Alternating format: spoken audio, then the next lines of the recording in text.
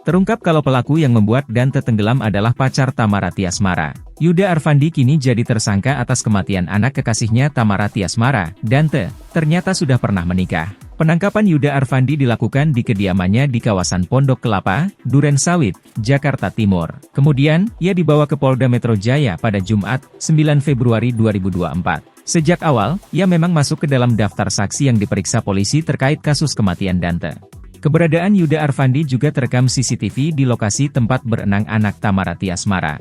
Lantas, siapakah sosok Yuda Arfandi ini sebenarnya? Profil Yuda Arfandi. Sebelum ditetapkan tersangka, kekasih Tamara Tiasmara itu mulai muncul di media sosial. Meski ia dengan cepat menghapus postingan dan mengganti username akun Instagramnya, namun masih ada jejaknya di sosial media.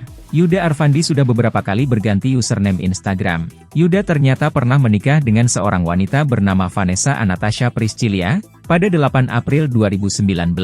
Ia menikahi Vanessa dengan mas kawin 22 gram logam mulia. Dari pernikahan tersebut, pria yang akrab dipanggil Arfandi ini memiliki seorang anak bernama Mor Alessandra Arfandi. Namun kini keduanya diketahui sudah tidak lagi sebagai suami istri. Pria yang merupakan anak dari Budi Ahmad, ayah dari Yuda Arfandi itu diketahui bukan dari kalangan artis melainkan berprofesi sebagai seorang pengusaha.